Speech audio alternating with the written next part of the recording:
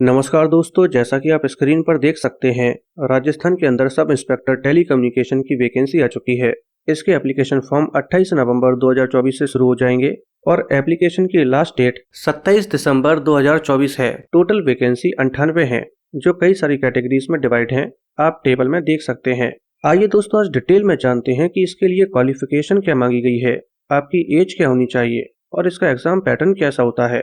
दोस्तों, क्वालिफिकेशन की बात करूं तो फिजिक्स और मैथमेटिक्स से आपकी बीएससी कंप्लीट होनी चाहिए, या फिर आपके पास दूसरी चॉइस है कि आपकी टेली कम्युनिकेशन, इलेक्ट्रॉनिक्स या इलेक्ट्रिकल से बीई या बीटेक कंप्लीट होना चाहिए।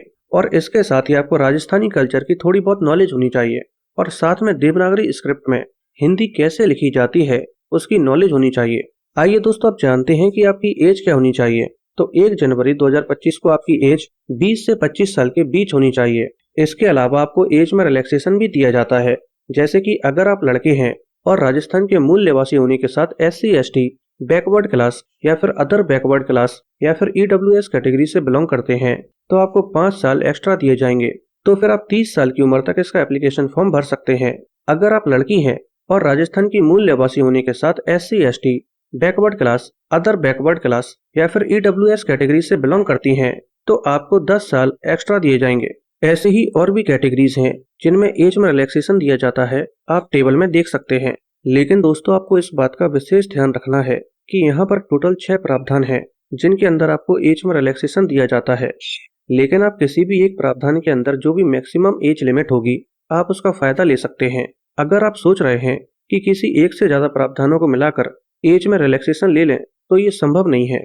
आइए दोस्तों, आप जानते हैं कि इसका एग्जाम पैटर्न कैसा होता है। दोस्तों, सबसे पहले आपका एक ऑनलाइन टेस्ट होता है जो MCQ फॉर्मेट में होता है। इसके बाद आपका फिजिकल टेस्ट होता है और लास्ट में आपका एक इंटरव्यू होता है। दोस्तों, आपका ऑनलाइन टेस्ट 2 सेक्शन में डिवाइड होता है। पहला सेक्शन हिंदी का होता है, जिसमें आपको 2 घंटे का समय दिया जाता है और पहला सेक्शन 200 नंबर का होता है। दूसरा सेक्शन GS और जनरल साइंस का होता है। इसमें भी आपको 2 घंटे का समय दिया जाता है और दूसरा सेक्शन भी 200 नंबर का होता है। इसके अलावा दोस्तों, इन दोनों सेक्शन में आपको कुछ क्वालिफाइंग मार्क्स भी लाने रहते हैं। अगर आप पहले सेक्शन में 200 में से 36% ले आते हैं और दूसरे सेक्शन में भी 200 में से 36% ले आते हैं और साथ में दोनों सेक्शन को मिलाकर 400 में से 160 नंबर ले आते हैं, तो आप इस एग्जाम में क्वालिफाई माने जाएंगे। लेकिन मेरिट में आने के लिए आपको ज्यादा से ज्यादा नंबर लाने होंगे। दोस्तों, अधिकतर एग्जाम में 4 ऑप्शन होते हैं, लेकिन इस एग्जाम में आपको 5 ऑप्शन देखने को मिलेंगे। अगर आपको किसी क्वेश्चन का आंसर नहीं आ रहा है और आप उसे छोड़ना चाहते हैं, तो आपको ऑप्शन नंबर 5 को OMR शीट में गोला भरना होगा। अगर आप ऐसा नहीं करते हैं, यानी कि आप उस क्वेश्चन को छोड़ देते हैं, तो वो क्वेश्चन जितने भी नंबर का होगा उसमें से 1/3 नंबर काट दिया जाएगा। जैसे कि अगर वो क्वेश्चन 3 नंबर का होता है तो आपका 1 नंबर काट दिया जाएगा। तो आपको इस बात का विशेष ध्यान रखना है कि अगर आपको कोई क्वेश्चन नहीं आ रहा है तो आपको उस क्वेश्चन को सिर्फ छोड़कर नहीं आना है, आपको 5वें नंबर का गोला OMR शीट पर भरकर आना है।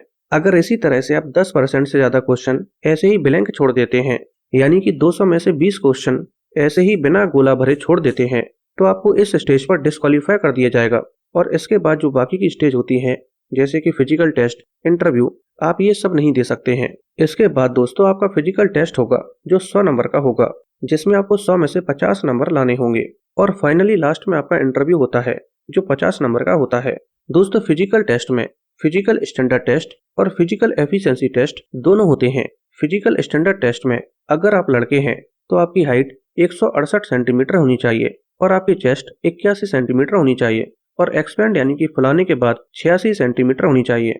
और अगर आप लड़की हैं तो आपकी हाइट 152 सेंटीमीटर होनी चाहिए और आपका वेट कम से कम 47.5 किलोग्राम होना चाहिए। फिजिकल एफिशिएंसी टेस्ट में रेस होती है, लॉन्ग जंप होती है और चिनिंग अप होती है। अगर आप लड़के हैं तो 100 मीटर की आपकी रेस होगी, जिसमें कुछ स्पेसिफिक टाइम दिया जाता है। अगर आप उस पर्टिकुलर टाइम पीरियड में रेस को कंप्लीट कर लेते हैं तो उसके अकॉर्डिंग आपको मार्क्स दिए जाते हैं। जैसे कि अगर आप 100 मीटर की रेस 14 सेकंड में कंप्लीट कर लेते हैं तो आपको 40 मार्क्स दिए जाएंगे। 15 सेकंड में कंप्लीट करते हैं तो 25 मार्क्स, 16 सेकंड में कंप्लीट करते हैं तो 15 मार्क्स और 16 सेकंड से ज्यादा समय में कंप्लीट करते हैं तो आपको कोई मार्क्स नहीं दिए जाएंगे। इसी तरह से लॉन्ग जंप और चिनिंग अप का क्राइटेरिया भी है, जिसे आप टेबल में देख सकते हैं। इसके अलावा अगर आप लड़की हैं तो आपकी 100 मीटर की दौड़ होगी और इसके लिए भी कुछ पर्टिकुलर टाइम पीरियड है। अगर आप उस पर्टिकुलर टाइम पीरियड में रेस कंप्लीट करती हैं तो आपको उसके अकॉर्डिंग मार्क्स दिए जाएंगे, जिसे आप टेबल में देख सकती हैं। इसके अलावा आपकी लॉन्ग जंप होती है और शॉट पुट थ्रो होता है। इसके लिए क्या क्राइटेरिया है, इसे भी आप टेबल में देख सकती हैं। दोस्तों, अगर आपको ये वीडियो पसंद आई हो तो वीडियो को लाइक करके चैनल को सब्सक्राइब कर लीजिए।